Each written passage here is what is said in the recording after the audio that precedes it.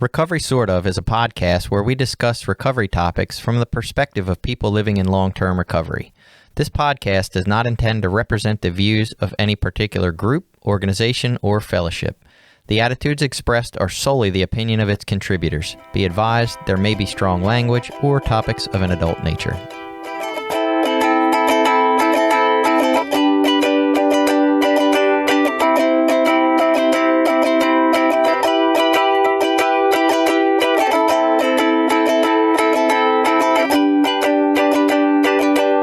Welcome back. It's Recovery Sort Of. I'm Jason, a guy who doesn't gamble very much. And I'm Billy. I'm a person in long-term recovery. And we're joined today by Will, who is a guy in long-term recovery for both alcohol and gambling. That's his titles, not mine. I'm not putting that on him. But I'll let him introduce himself more fully. Welcome, Will.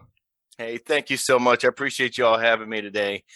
My name is Will Hinman. I'm with the Maryland Center of Excellence on Problem Gambling is who I work for. I'm a certified peer recovery sports specialist, assisting problem gamblers. I'm also in long-term recovery for alcoholism, and I'm very heavily involved in both Alcoholics Anonymous and Gamblers Anonymous.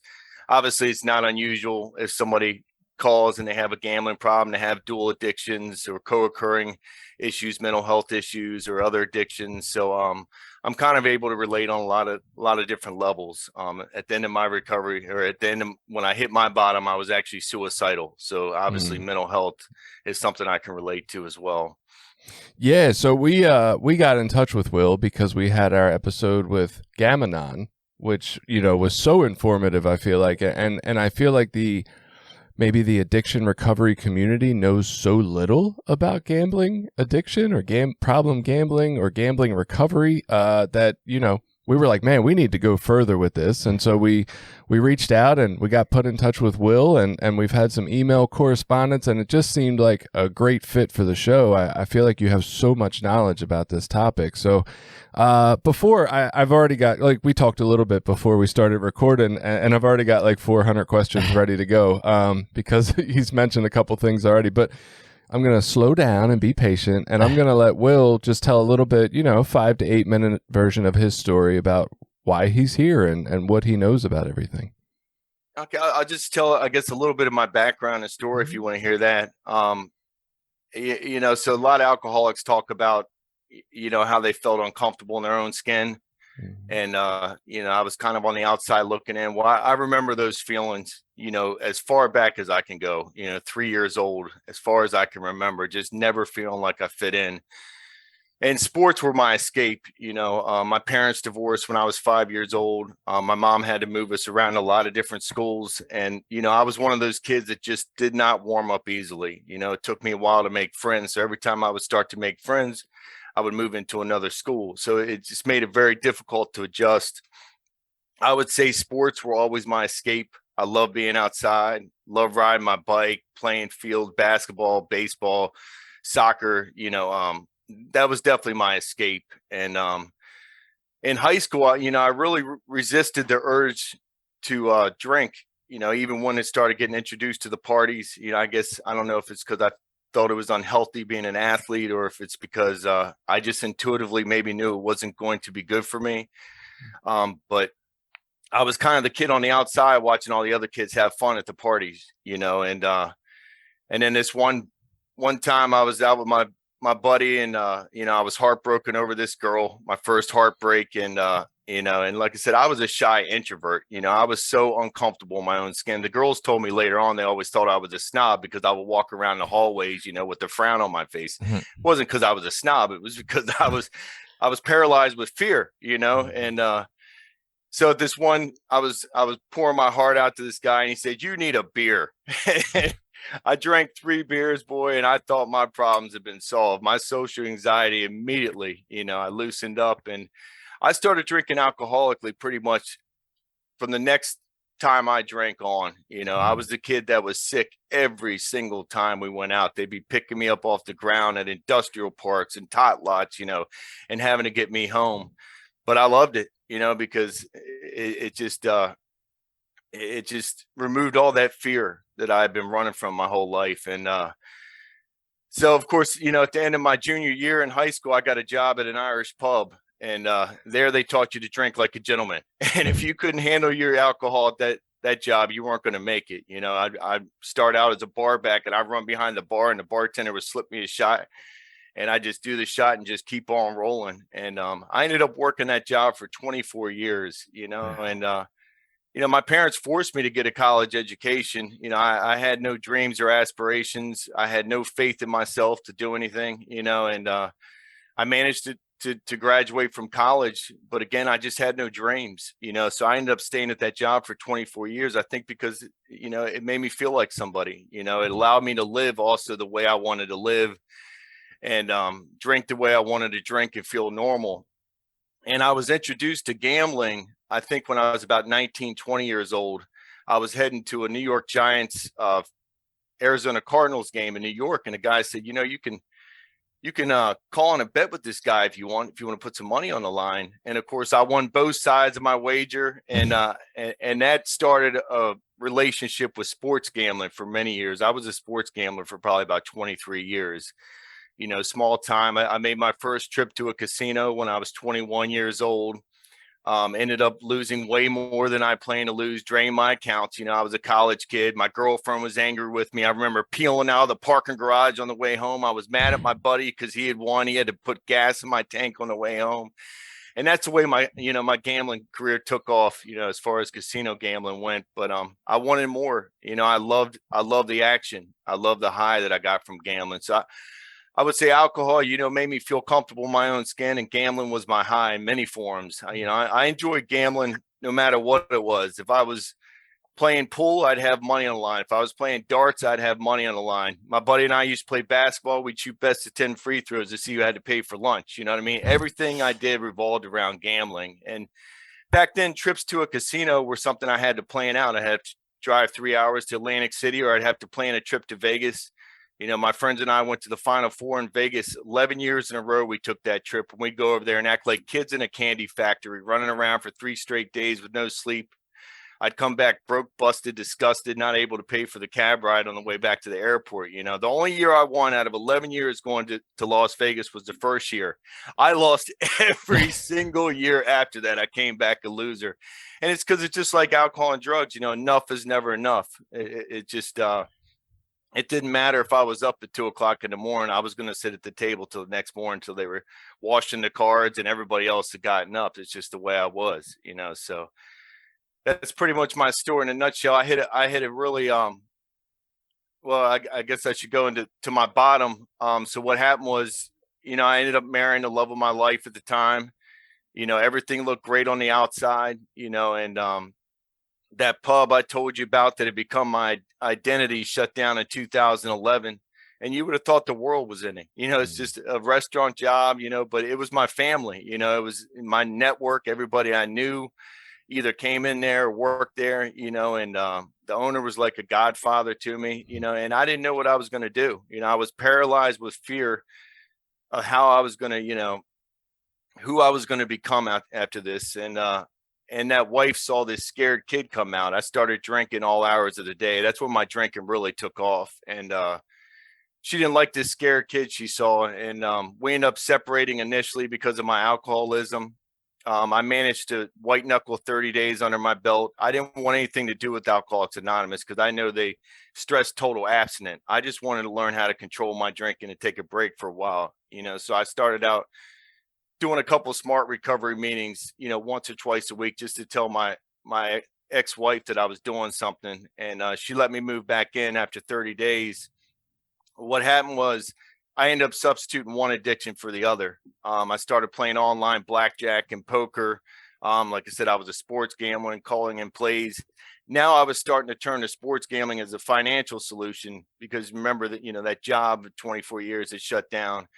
And you know, I was just here. I am trying to save my marriage, and I'd be sitting at the dinner table with my computer playing my poker hands. You know what I mean?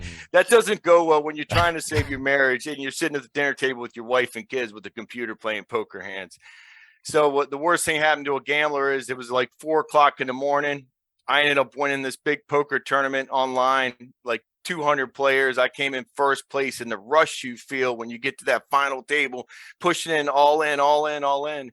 and I won. And I ran through the house yelling and screaming, woke up my wife, woke up the kids, told my wife I'm going to be a professional poker player. And she didn't like my new choice of careers.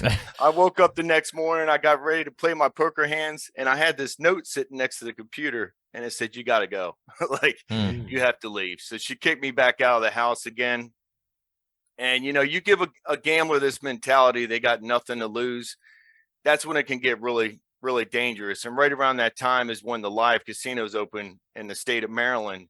So now all of a sudden I got a casino 15 minutes from my house, and I'm thinking I got nothing to lose. I'm losing everything anyway. I'm going to end up having to split everything with the wife. I'm losing the love of my life, and that's when I said it's go big or go home time. And same thing that happens to a gambler. The first couple of weeks I won big on the blackjack table. I thought I was going to be a professional blackjack player. I was like, this is great. I get to play the game that I love for a living. And the problem with gambling is, it only takes that one bad night. It only takes one bad night. And that's what happened to me. I drained all my accounts, cash advances on the card. And that's when it turns into like a drug habit. You go into desperation mode, and it gets ugly. A lot of people don't know that gambling's got the highest risk of suicide of any other addiction. They say that 50% of disordered gamblers will have thoughts of suicide. 1 in 5 will actually attempt it. It's a pretty staggering number. And that's exactly what I had. I had a plan in place to take my life at the end. Thank God my buddy was a poker player at the casino, and he knew I was in dire straits. He knew I was in desperation mode, and he called to check on me. And I was having a do or die day. I said, if I don't win today, I'm going to kill myself. And I had everything in my car to do it. And he called me, and I just told him I was done. And they say you get kind of this peaceful calm before you commit suicide. Once you make that decision, that's what you're going to do. And that's exactly what I had. I made my decision. That's what I was going to do. And, I had a life insurance policy. So I looked at it like my family would be better off with me dead than alive, because I felt like I was worth more dead than alive. And thank God he called my uncle, and my uncle came to the casino with the police, and I had a divine intervention. They got me help. And so I was escorted to, a psych ward, and I was under suicide watch for 2 days. And then I went into another psych ward for 5 days. And then I went into a 28-day rehab, a rehabilitation. And that's where my recovery began. I was in there. That's also when I was introduced to the center. They had a guy named, a guy that came in there that does what I do. And he came in and spoke with me and shared his story with me, and he lined it up. So they brought AA meetings into the recovery center. And then he lined it up for a Gamblers Anonymous member to take me to outside Gamblers Anonymous meetings to introduce me to some problem gamblers. So that was my introduction. The problem is I was doing it to save my marriage, because my wife at the time was telling me, I'm so proud of you. We're going to work this out, when you get out. And all my counselors were saying, you can't do this for somebody else. Like, you got to do this for yourself. And I'm like, as long as I get my family back, I'll be okay. And they're like, you can't do this for somebody else. And, they were right. Within 2 weeks out of rehab, I didn't have any money to gamble. I'd surrendered over the gambling, but I don't think I had convinced myself that I couldn't drink normally at that point. I don't think I had surrendered over the alcohol just yet. I convinced myself that gambling was a problem, but maybe I could go back to drinking. And I relapsed on alcohol, 2 weeks out of rehab. And I was right back in that same place where I was going to take my life, and thank God I got the number from a guy. I wasn't sharing in any meetings. I was one of those guys that just showed up and left right after the meeting was over. And I was very rarely sharing, but I was at this one Gamblers Anonymous meeting when they only had like 8 to 10 people around a circle, and each person had to share. So I share a little bit of my story. And after the meeting, this guy came up to me and said, hey, man, we got real similar stories. If you ever want to talk, give me a call. Here's my number. And I decided before I killed myself, maybe I'll give this guy a call, because I was completely hopeless and out of ideas, and I was obliterated, drunk. I called this guy, and he was at my house within 2 hours with another member from Alcoholics Anonymous. And what I didn't know was he was in both programs. He had struggled with gambling and alcohol. And the crazy thing is, his story made mine look like a fairy tale. This guy had embezzled $1.1 million from his law firm. He was losing his wife. He was losing his house. just like me. You know, he had lost everything he worked for his entire law career. He had gotten a DUI leaving the casino and was facing, and he ran from the police in his car. They had to chase him down. He resisted arrest. So this guy was telling me everything was going to be okay. And I'm like, either this guy's crazy or there's something going on in those rooms I don't know about. He said, I'm telling you, you just take the suggestions, do what they tell you to do, and everything's going to be okay. He said, man, I don't have to live as a slave to my addictions anymore. So no matter what happens to me after this, I know I'm going to be okay. And that guy, you know, he walks the walk. You know, he ended up serving 13 months in a federal prison because of embezzlement. You know, he's still paying back restitution and you know, the IRS and everything else, but he keeps putting one foot in front of the other. He hasn't had a drink or gambled and coming up on 9 years now. And it's people like that really inspire me. And it's, you know, he gave me that little seed of hope that I needed to believe that recovery could work for me. And I took his suggestions. I got a sponsor, I got a home group. I started working the steps and my life became unbelievably better, a lot quicker than I thought it could, you know. And I just started walking through my fears and my difficulties and just facing life on life's terms, you know. What an incredible story. Thank you for sharing that with us. I'm curious, one of the first things that jumped out was the 28-day rehab for the alcohol, or do they have gambling rehabs like that? That's a great question. And this was back in 2013 when gambling was very new to the state. So there wasn't a whole lot of resources for gambling back then. And I'm glad you asked that question. No, that was so it was a place called Shoemaker Center, and they were primarily alcohol and substance abuse, but they had agreed to take gamblers as well.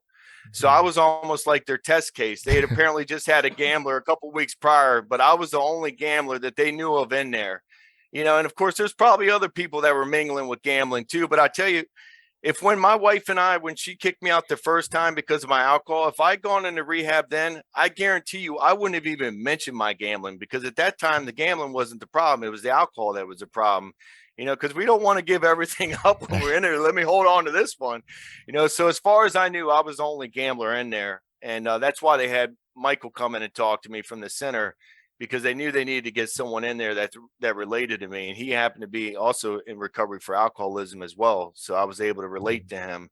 But that's a great question. No, I was the only gambler in there. And it's still very much that way in the state here. I have 2 residential treatment centers I'm able to send gamblers to at no cost. There's now no cost treatment in Maryland for any Maryland resident struggling with gambling, and also for their family members, believe it or not. So we have a list of over 100 outpatient treatment providers I can refer them out to. And then we have 2 residentials I can get them into. And it's a fund that's set up through the casinos. It's a problem gambling fund, and their treatment is paid for out of that. So essentially, gamblers are prepaying for the treatment. Obviously, the state makes a lot of revenue off gambling, so it's great they have that fund in place, because obviously a lot of times by the time gamblers get to us, they're broke. You know, they have no money. A lot of times they may have lost their jobs. They might not have insurance. So at least I can offer them no cost treatment. But it's still the same way. It's a lot of substance abuse and alcohol, and very few gamblers in there. And so sometimes there might be 1 or 2 other gamblers. There's really only a few that I know of across the country. You know, one is called Alchemist in Arizona, I think is primarily for gamblers.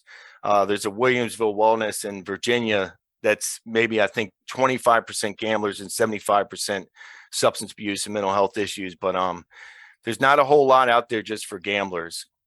Man, who knew while you were at the casino you had like a vacation plan in place? Yeah. I didn't know. They were setting money aside You for were that. investing in a 2018. Right. Yeah. So another thing that brings up for me, it kind of ties in. So I'm thinking like, maybe we don't recognize the need for people who are in addictions that aren't physically dependent, right? You talk about alcohol and heroin, like, oh, you need to go away for 28 days to get away from the physical dependence. Maybe we don't recognize the need that people who have these other forms of addiction, you know, and we're talking about gambling today, also could use that reprieve and that break from the stress and the ability to access. And I wonder if that ties into the suicide rate that you mentioned, right? I'm thinking like people on, certain drugs or alcohol, it's almost like when we go to face that at some point, we can kind of realize, oh shit, it's because I was under the influence of that thing. That's why I was that yucky, ugly person that I was. Whereas like with gambling, you kind of don't have that, right? I mean, I think in recovery, you sort of recognize that there's this monster inside you, or however we want to frame it. But generally, the average guy who's just coming to terms with that, he's just like, he doesn't have the substance to blame it on. He's just feeling like a piece of shit, right? And I'm wondering if that elevates the suicide rate for that particular form. Oh, without a doubt. I think there's a really great stigma attached to gambling. It's also, we call it the invisible addiction because it's so much easier to hide. We're not snorting poker chips, so our noses aren't red. We're not stumbling drunk, you know what I mean? So we're not stumbling around, so it's very hard to recognize. It's a lot easier to hide, and because we're not injecting anything into our bodies, sometimes people don't take it as seriously. But they did a brain scan of a gambler and somebody under the influence of cocaine, and they have identical brain scans. It hits the same pleasure centers, releases dopamine. And that's what makes gambling unique, is we get that same high without injecting anything into our bodies. But it's so financially destructive. You can only do so much drugs in a night, but you can gamble your life away in one night, and come out just devastated the next day, and leave there broke, busted, and disgusted. I know a lot of people in long-term recovery from substance abuse and alcohol that got caught in the gambling trap. They just had no idea that it could get so bad. There's one guy I can think of in particular that attends meetings with me regularly, and he shared a couple times. He said, man, all the years I was out there drinking and running, using, he said, I never once thought about suicide. He said, this thing here, I thought about taking my life a bunch of times. He said, if it wasn't for my daughter, I know I would have already done it, because it's financially devastating. Yeah, when you talk about the hidden aspects of it, my wife and I were talking about, this episode and talking about, Gamblers Anonymous, and most of us are in long-term recovery. We know a lot of people in recovery, and she had mentioned, a lot of people will find their way to gambling after they, get into recovery. And then we couldn't name one person that we personally know out of the hundreds of people that we know in recovery, which means they're out there. They're just not like openly admitting it, or there must be shame or stigma behind it that keeps that a secret. I'm actually picturing, how cops pull you over for a sobriety check? I'm picturing they like pull you over at the casino to do like a gambling sobriety check, and they're like, I bet you can't touch your nose. And if you take the bet, you're a gambler. Well, they do actually have a program called Game Sense, which is, I know the MGM here has it. In Connecticut, it's real big, where they actually go around the casinos and they look for people in distress, and they offer to, hey, let me get you a meal. Why don't you take a break? It's not hard to tell when a gambler's in distress, when they're in the middle of, losing a bunch of money and they're chasing their losses.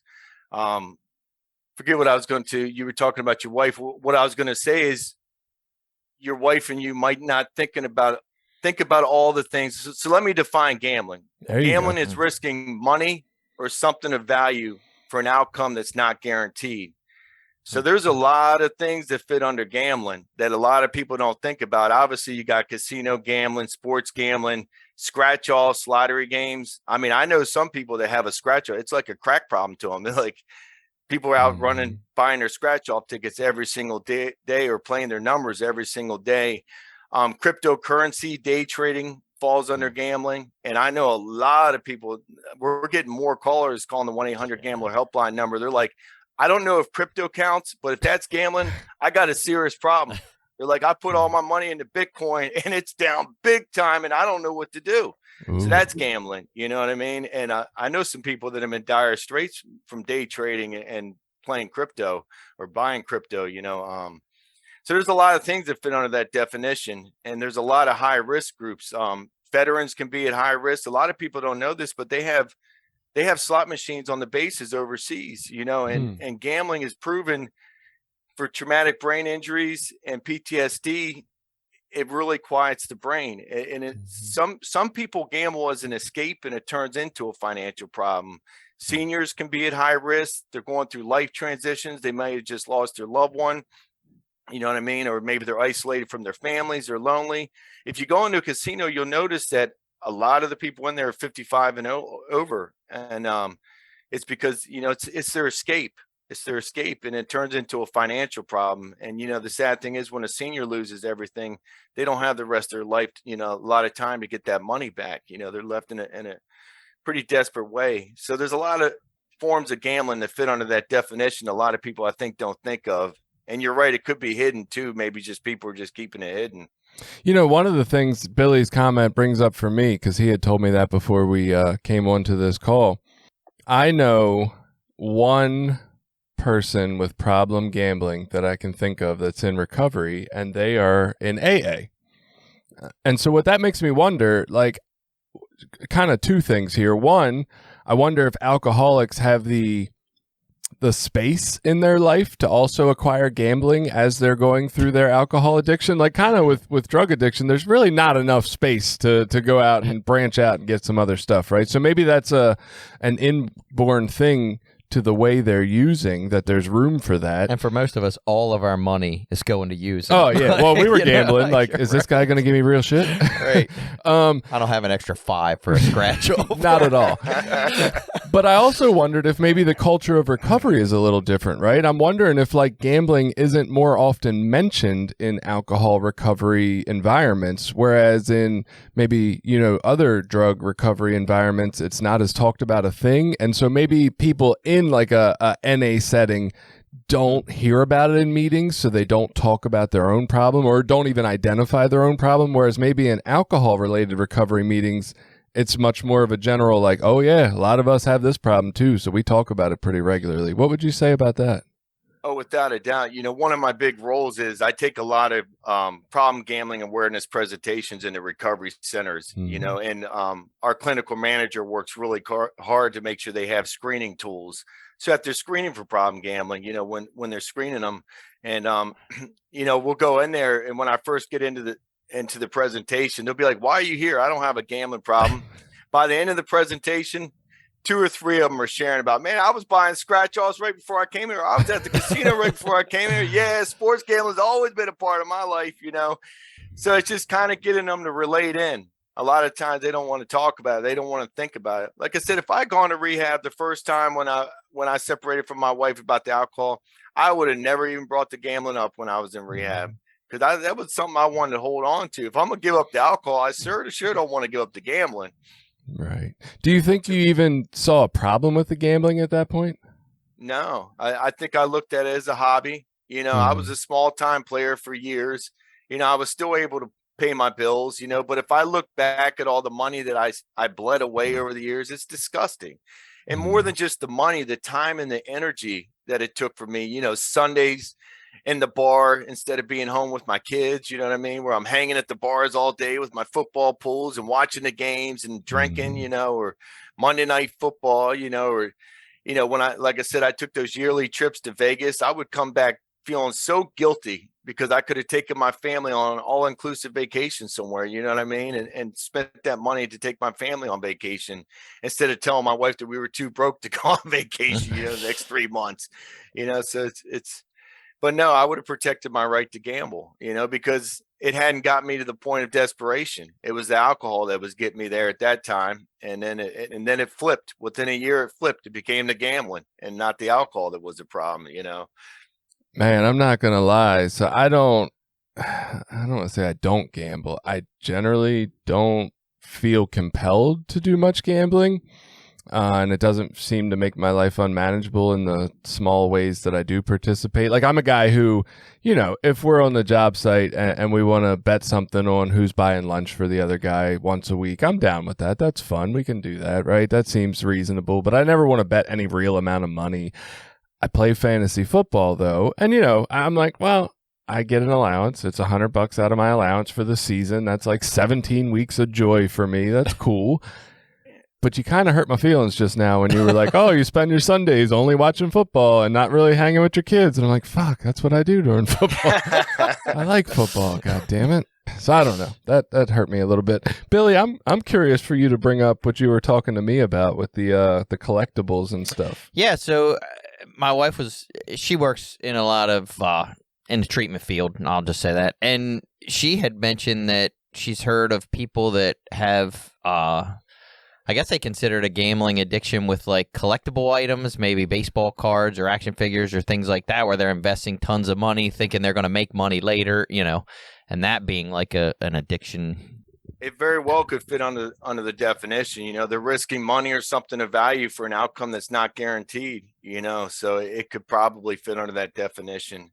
I feel that's like what I mean.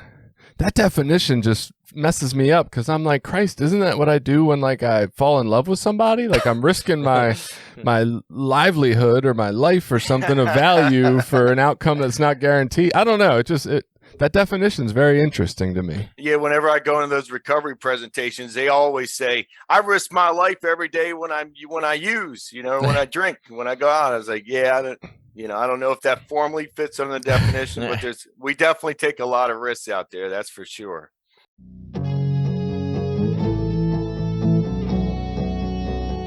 This episode has been brought to you in part by Voices of Hope, Inc., a nonprofit recovery organization made up of people in recovery, family members, and allies.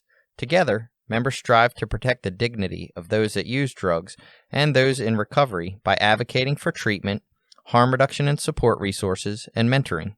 Please visit us at www.voicesofhopemaryland.org and consider donating to our cause.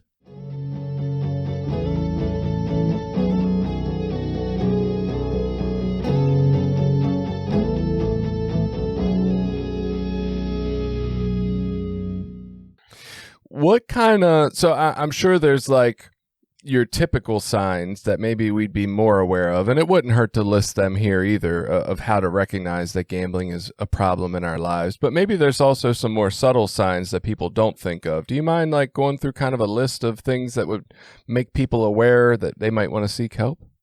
A lot of preoccupation. They're there, but they're not there. You can tell something's going on, but you just don't know quite what. All of a sudden, you notice they're broke and you don't know why.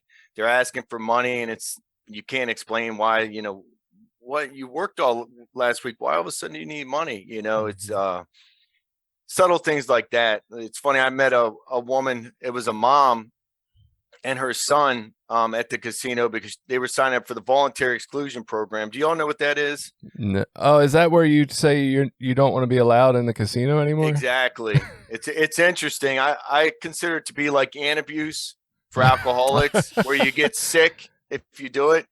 And the crazy thing is we get a lot of violations. There's a lot of people that violate that program and it shows the powerlessness over it. So here they can sign themselves out for 2 years or lifetime in Maryland. And what that means is once they sign up, they are not allowed on the premises. If they get caught there, they're considered illegally trespassing. And we have a lot of them going there anyway. But I was meeting this woman with her son. And while he was back in the office signing up, she said, I didn't know what was going on with him. I knew I didn't smell alcohol. He's never done drugs, but he was staying out so late. He wasn't getting home till 4:00 in the morning. He was broke and I didn't know. I didn't think he was doing drugs and he was gambling, So if it's something that seems unexplainable and they're not drinking or using, it might just be they're gambling. And I was on the GA website. They also have like a 20 questions on there as well that walks through, looking for signs and symptoms. So that I thought was pretty helpful as well. Yeah, we have we have a questionnaire too on our website, helpmygamblingproblem.org, and same type of thing as the 20 questions where you can take a screening assessment and what your score is, whether you are a problem gambler. But I love those 20 questions; they're great, and it's a reminder for me. I'd say for probably 15, 20 years, I was probably answering yes to 10 or 12 or 14 of those questions, but it only took that last year before I'm answering yes to all 20, so it's progressive, just like drugs and alcohol, with time. And eventually once it grabs you hard, I think if I take nothing else out of this episode, and there's a lot to take, but just that idea that you said preoccupation, I feel like it's something I need to maybe just look at more in my life. Not so much for me specifically around the gambling idea, but I think that preoccupation idea is so huge to any form of something that is causing life unmanageability, right? Because we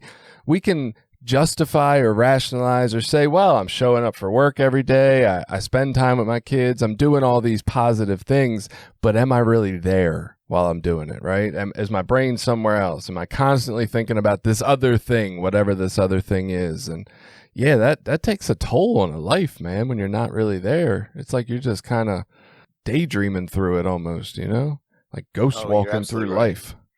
And you're absolutely right. I read something, and I can't remember where, about gambling addiction, that there's like some, or there can be some fantasy associated with it. Like, oh, when I win this money, I'm going to do this and that, and then I'm going to take care of my family and do all these great things, and then I'll be able to support all these great, things. But right now I got to win. Oh, no, that's a great point. They call that the dream world of a compulsive gambler. There's actually a reading in the Yellow Book of Gamblers Anonymous about that. Once I hit the big win, all my dreams are going to come true about buying family members, luxury cars, and designer clothes. And, once we hit that big win, and then it says, sadly, they will struggle back and dream more dreams. Without this dream world, life for them would not be tolerable. And, and you can think about the fact that it doesn't matter the amount of money you gamble. What's a lot for one person may not be a lot for another, and vice versa. But there's people living on the streets, that have fixed incomes that are spending, even if it's $20 a week on lottery tickets, that's money they could be putting food in their stomach, and it's all about the proportion of their income, and we're not accusing anybody just because you gamble. If you can set a limit on your time and money and pay all your bills, and, it's not taking you away from your life's responsibilities, and, 90 to 95% of people can gamble normally, but the ones that can't, it can become a serious problem. It can really hold them back in ways they don't even realize it's holding them back. Like I said, you're just bleeding a little bit of money here, a little bit of money there. But for some people, it's important money that they could be spending elsewhere, Is there, there's the financial advice of like, don't spend more than this percentage of your salary on a house or whatever, on your rent. Is there an actual percentage for what you consider to be a line for gambling? I mean, it probably all depends on how much disposable income you have left over after paying all your bills. I actually was just talking to a therapist the other day about, I guess, a couple that worked it out, because there's harm reduction for gamblers, just like there is, for drugs and alcohol, where somebody may not want to stop gambling. Like you were saying, maybe they still want to play fantasy football. Maybe they still want to hold on to this activity or that activity. They realize as long as they're not calling in bets with the bookie, or whatever, sports gambling or going to the casino, they'll be fine. And I think the wife allowed them 2.5% of their income is allowed to be spent towards gambling. So they're monitoring that goal. That's the harm reduction plan.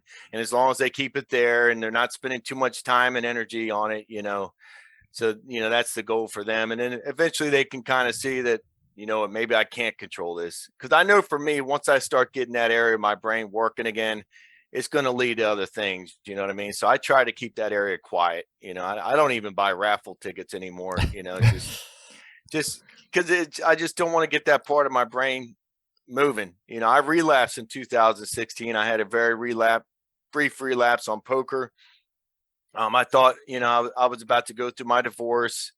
I was getting, I was getting irritable, restless, discontent. I was a couple years in recovery, and I was thinking, oh, maybe I can go back and just play poker. You can't lose as much in blackjack. I can sit out hands all night, And the first few times it went fine. I left at a decent hour, just took a couple $100 with me. But the last time I was there, the third or fourth time, I ended up being there till 10 o'clock the next morning.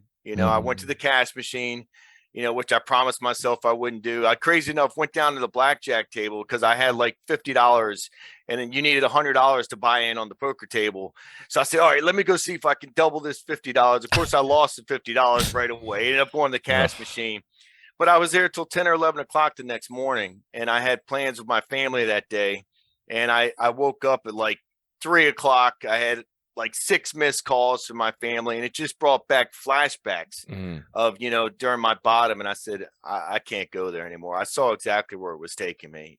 Once I start, I just never know when I'm going to stop, This might sound so minuscule or petty to somebody who's really struggling with problem gambling. I don't know, but I was 11 years old.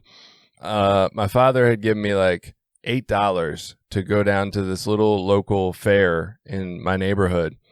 And they had one of the wheels where, you put your money on something and it spins the wheel. And it happened to be that the things you put your money on was money. It was like $1 bill or $2 bills or $5 bills. And I started winning. And I ended up with like $51 at some point to an 11-year-old kid. And I was like, holy fuck, I am the king, right? And I kept playing and I kept playing. And then I got down to like 30 some. And I was like, if I can get back up to 51, I'll stop, right? And I left there with like $3. And it hurt so fucking bad.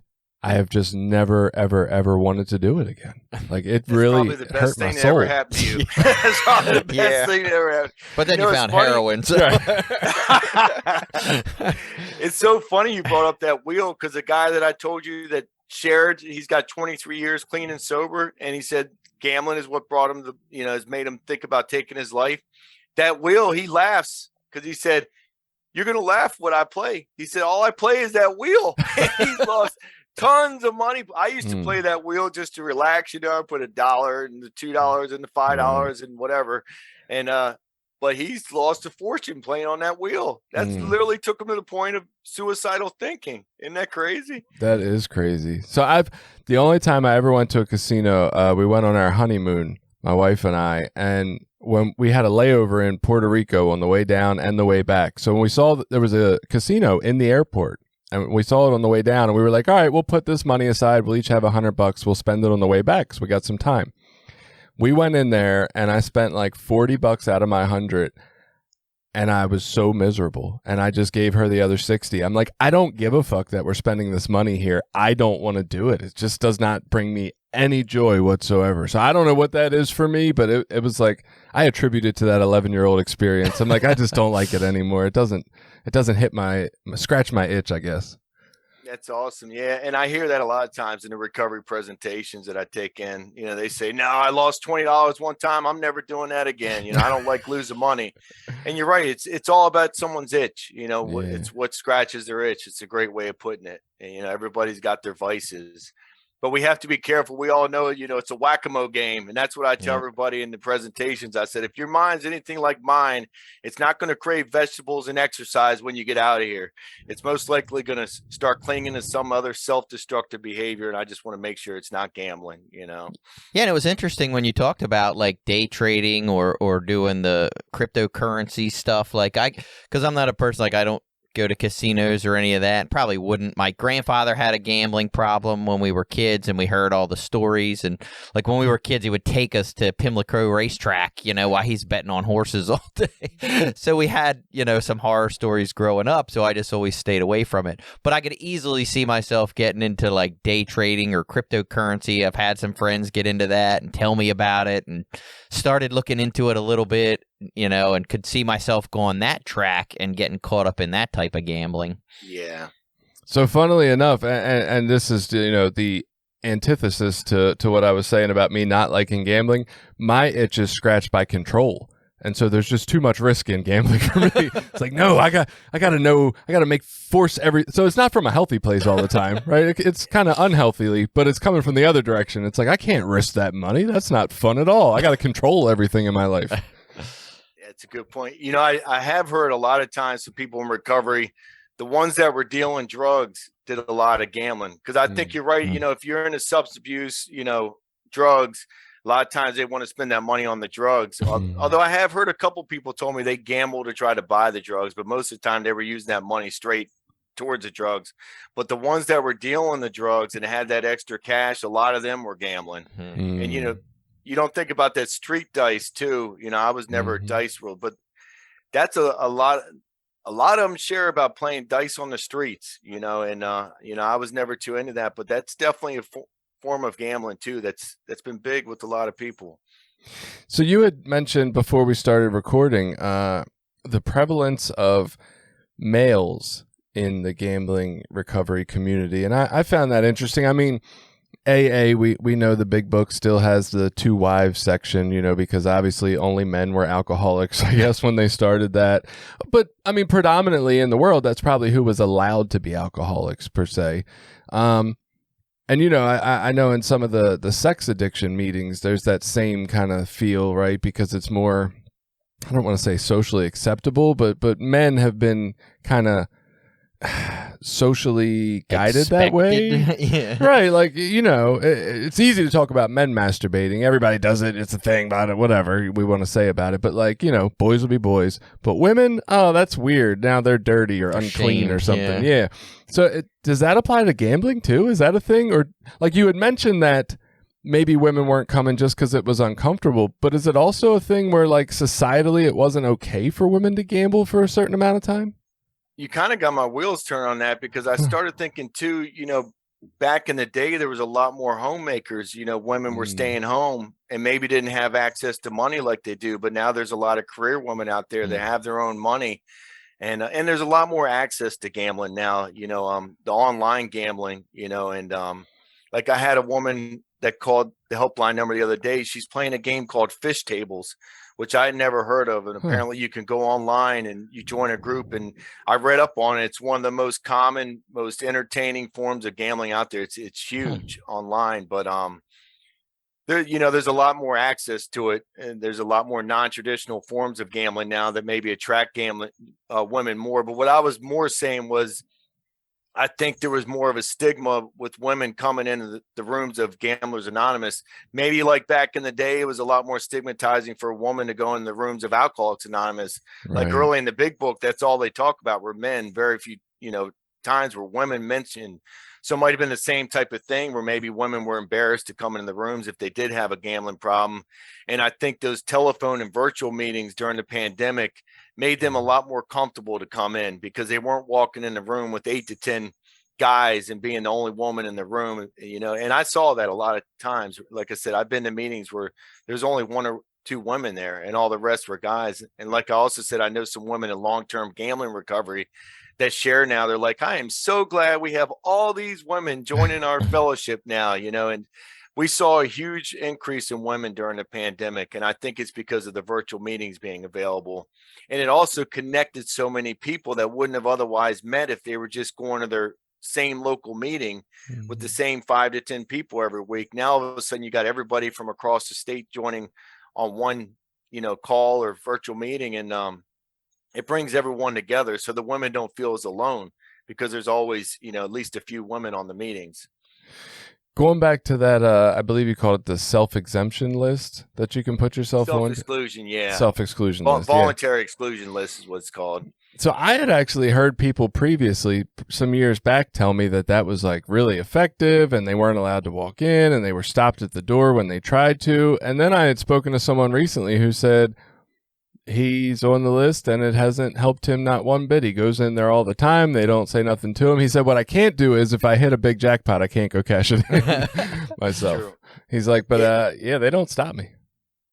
It goes both ways. I know some people, it's been really helpful because they don't want to risk getting arrested or getting a, you know, criminal citation, because it goes on your criminal record as a misdemeanor trespassing charge. So that threat of that, because of their jobs or just because they do not want to get in legal trouble, it keeps them out of it. They don't even think about going back. But then there are others, you know, like you said, some casinos may be stricter than others about check-in or catching people, you know, but eventually you go in there enough times, eventually you will get caught. Like you said, too, if you hit a jackpot, not only can you get a criminal citation, you don't get to collect your money. And believe me, I've had people call. They're so mad. This one girl called me. She said, I went in there like 5-10 times. I finally hit a jackpot. They're going to take my money and arrest me. And they don't get to keep the money, by the way. It goes into that treatment fund.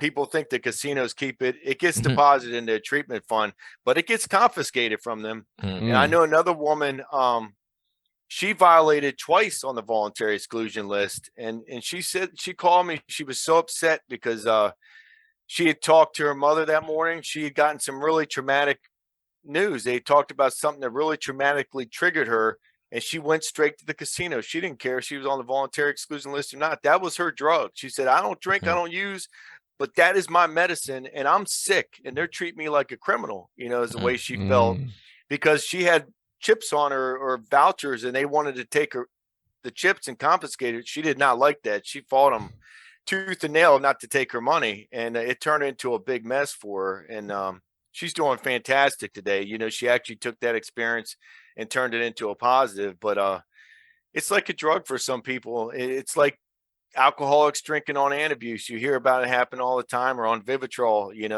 They do it anyway. That's the insanity of the addiction. But that also shows you how cunning and baffling gambling is too. Like here, they don't trust themselves not to go in there if they don't have the threat of a criminal citation, and they go in there anyway. Right. So there's a lot of people violating. I can tell you, and they catch a lot of people too. So there are some that don't get caught, but there are a lot of them that do get caught too. I'm curious, because gambling seems so not specific, especially by its own definition, right? What's the most interesting or strangest story you've heard of somebody coming in and being able to identify in with the feelings or the process of being Gambling's Anonymous, but maybe not necessarily being something you pictured being gambling previously? Like, what's the most fascinating one you've encountered? I'd say probably the crypto and the day trading, just because we're starting to see more and more people coming into the rooms with that addiction, and recognizing that this is insane. And, the thing about the crypto market is it's open 24/7. So you can trade at 4, 5, 6 o'clock in the morning. It doesn't matter what time. It's always there for you and waiting, so that's been one of the more interesting, definitely. I'm seeing a lot more people that are recognizing that, hey, this is out of control. I need to get help. Is this gambling? Oh yeah, absolutely. That's gambling. You're risking everything, put in the market, and it's gone, so they're pretty upset. Does every state have a facility or organization like the one you're working at to help problem gambling? I think all the ones that have casinos or legal gambling in their state, and I'm glad you asked that question. So obviously I'm just with Maryland, but there's the National Council on Problem Gambling. And if you go to their website, which is www.ncpgambling.org, they have a list by state of resources. And if you go on there, you can click on whatever your state is. It'll tell you what the council in your state is. And then you can get all the resources in your state. They also have a 1-800-522-4700 helpline. So their helpline is 1-800-522-4700. And I've heard talk that they may change it to 1-800-GAMBLER, which would be great, because the Gambler helpline identifies whatever zip code you're in and connects you to the state. But then different states have their own local 800 helpline number as well. But I would be happy if NCPG had our helpline number, because that means anybody calling them would also be connected to us if they were in the state of Maryland. But right now it's 1-800-522-4700.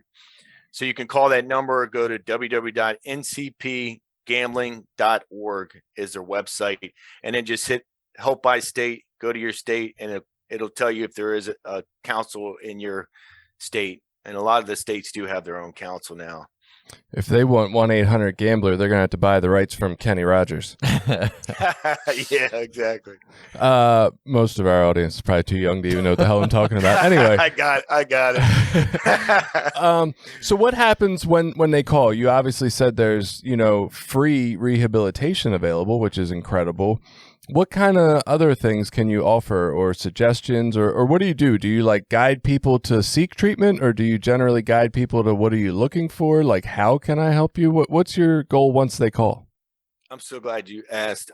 So what happens when they call it? Obviously, nobody's calling a helpline number if they're on a good run. They've just gone through a real bad run. A lot of times it's early in the morning. They've been at the casino all night, and they're in a pretty hopeless state, so the first thing I try to do is obviously give them that seed of hope that was given to me. No matter how far down the scale you've gone, you can turn it around if you stop turning to the problem as a solution. And I always tell a gambler, I know the hardest thing you're ever going to do is to stop chasing your losses, because they may not want to gamble anymore, but they owe this person money, that person money, this bill, that bill. They're facing eviction. They're facing losing their car. And all of a sudden they get their paycheck on Friday and they're thinking, okay, well, maybe I can pay this bill and that bill, but how am I going to pay this bill, that bill, this bill, and that bill? You know what I mean? So they're thinking the only thing I can do is try to go back and win that money back. So I try to convince them that chasing their losses is not the answer, is the first thing I try to do. I try to give them hope that there is another way up and out. And then, like you said, I asked them, what are you looking for in your recovery? I can offer you a counselor if you want treatment. There's no cost treatment. If you want to go to residential, we have 2 residentials, or I could just find you outpatient. A lot of them don't want to take off time from work because obviously money's a problem. So I get them into the hands of an outpatient treatment provider. Like I said, I can offer them, the telephone meetings are daily. If they want to call into a meeting, a lot of times I can jump on a meeting with them that night. There's another group called Gamblers in Recovery. They have 24/7 gambling meetings across the world. So you can literally jump on there any time of the day. And there are also meetings on there for family members as well. So that's a great resource I offer them. If they're not into the 12-step spiritual approach, there's Smart Recovery, if they want to go to those kinds of meetings. There's Celebrate Recovery if they're real into the more religious approach. So I try to cater it to whatever their recovery needs are. If they need housing resources, some of them are getting evicted, losing their homes or whatever, I offer them housing resources across the state. Legal aid if they need legal resources, if they meet the requirements, there's free legal aid within the state. So whatever resources I can offer them to give them some hope. Consumer credit counseling is one too, that will actually run their credit report and help them to figure out a plan to address their creditors, and they'll actually call and even set up payment plans with their creditors, or advise them if they think bankruptcy is the best route for them to take. So whatever I can do to help them, just get them on the path to recovery. But the big thing is hopefully convince them to stop chasing their losses, and that's easier said than done, because a lot of times I'll talk to them and it'll be 3 or 4 weeks. They'll go back, into hiding. I don't hear from them. And then they'll pop back up and say, man, I wish I listened. I thought it was bad last time I called. Now it's way worse. And I've heard that many times because they're just not quite done yet, Is the did you mention like counseling or therapy services in there? Is that free as well? It's free, no cost. We have over 100 treatment providers across the state, outpatient providers, just counselors, addictions counselors. We also provide trainings to clinicians so that they can integrate problem gambling into their current mental health and substance abuse service system.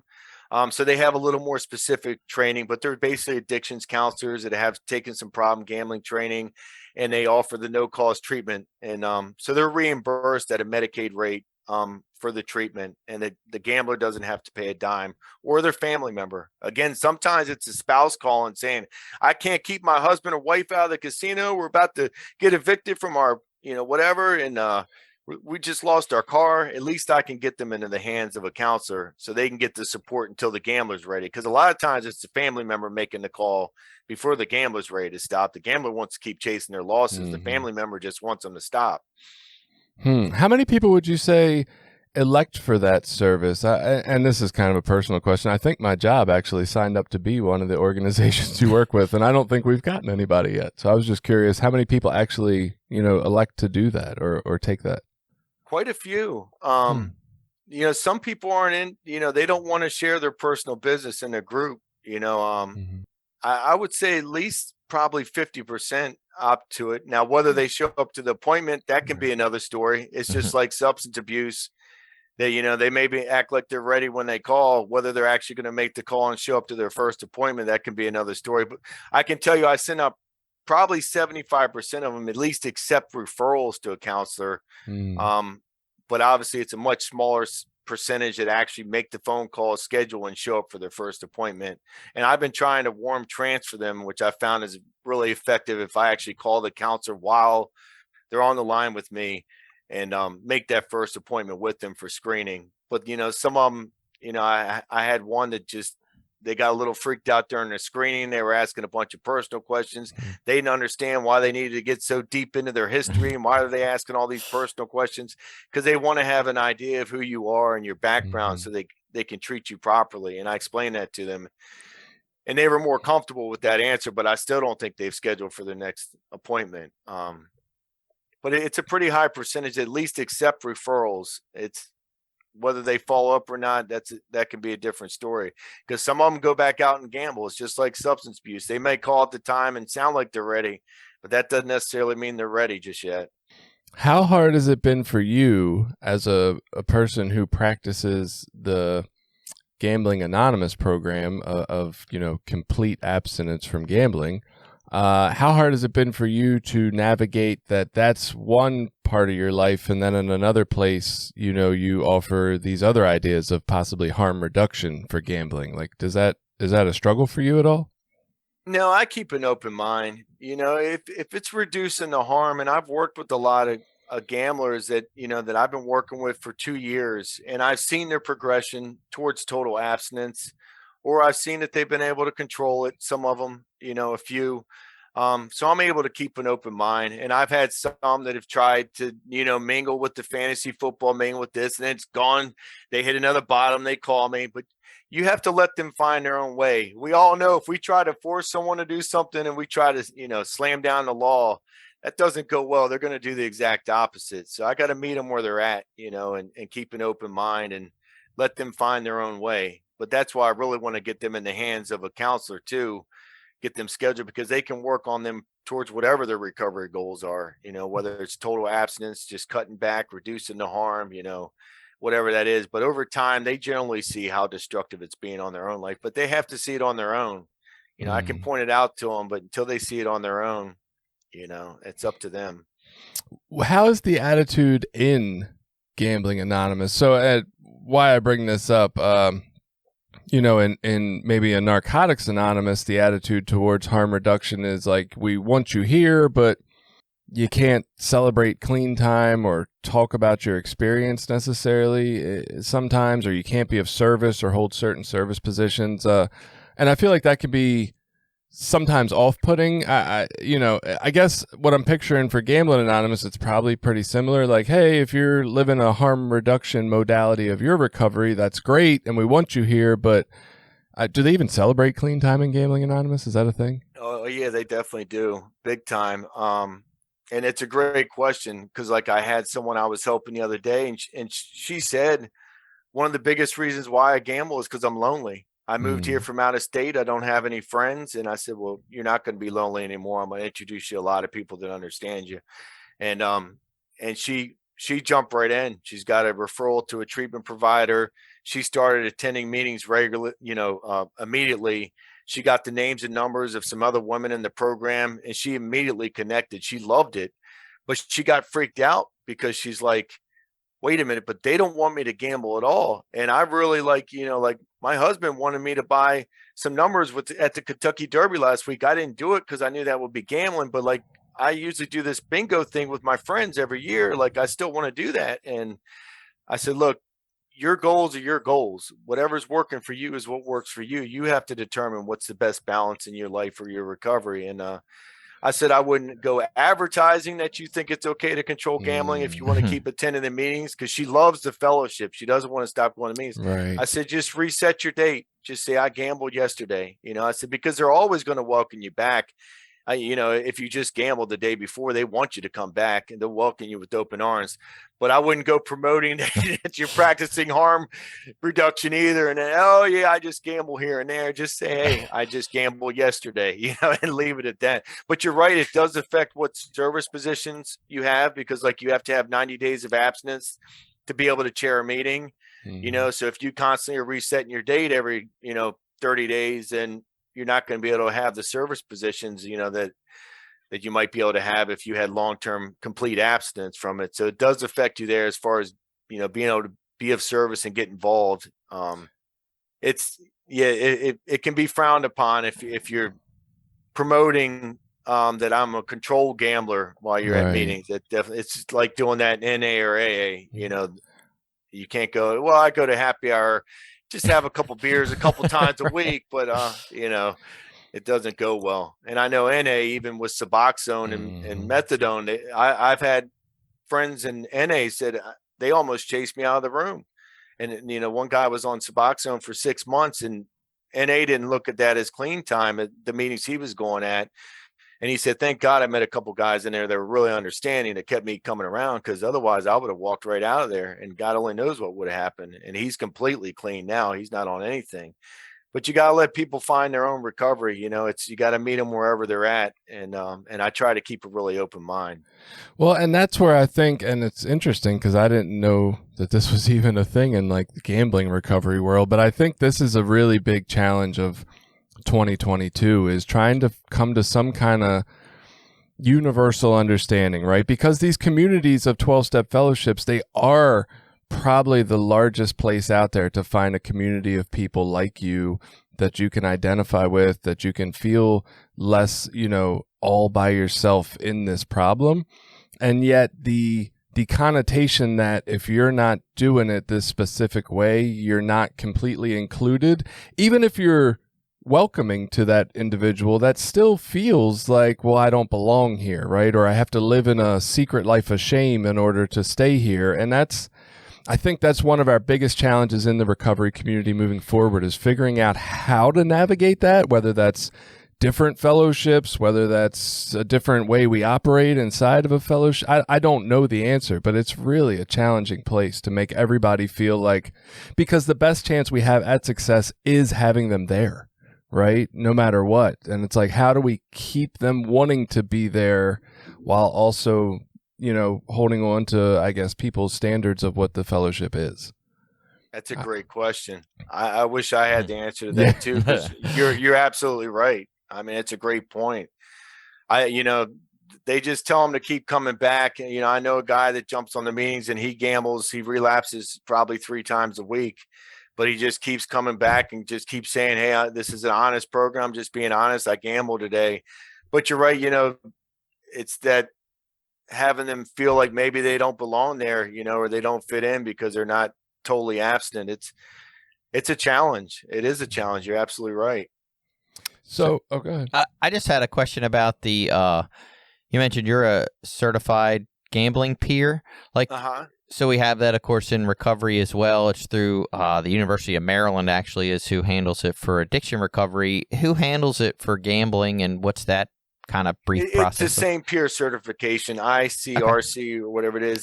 Same behavioral health board, same everything. MABCP. Yeah, I always forget the initial. It's the same. That was it. Thing. MABCP. Yeah, I have the same certification as all other peers. I just get the gambling specific training, obviously, at my organization, and because of my lived experience with problem gambling. But I have the same certification as every other peer across the state. Awesome. So if someone wanted to engage in becoming a gambling peer, they would just sort of start on that same track, and then they can get gambling. It's all the same trainings. Okay. Exact same thing. Same certification. Great. Will, we're coming up against time, and this has been an incredible episode. I want to leave a little space here for anything that you wanted to say on this episode that we didn't quite ask about, or any more websites or resources or phone numbers that you wanted to list so that people can be aware or, find help for this. So it's your show for the next few minutes. You guys covered a lot of bases. You asked a lot of great questions. I think we covered a lot. The main thing is just, if you think your gambling's become a problem, just nip it in the bud, and call out. There is help available, and the 1-800-522-4700, www.ncpgambling.org.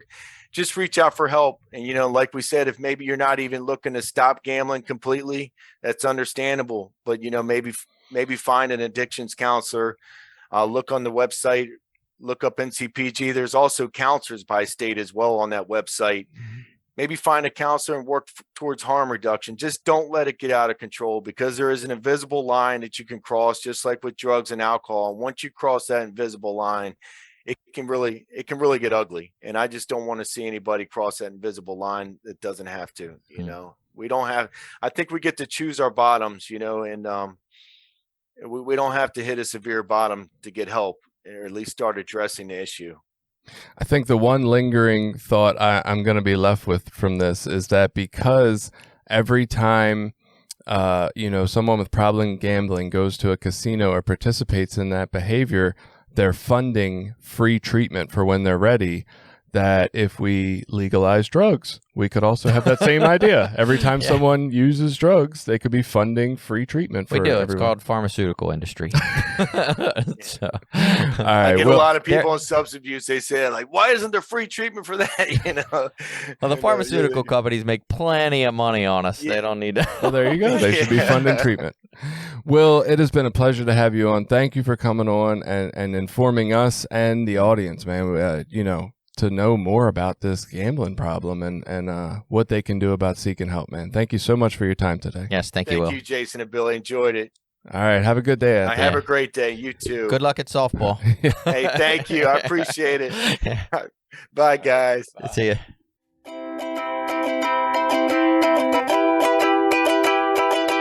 Did you like this episode? Share it with people you think might get something out of it. Check out the rest of our episodes at recoverysortof.com. Also, while you're there, you can find ways to link up with us on Facebook, Twitter, Instagram, Reddit, YouTube, anything. We're always looking for new ideas. Got an idea you want us to look into? Reach out to us.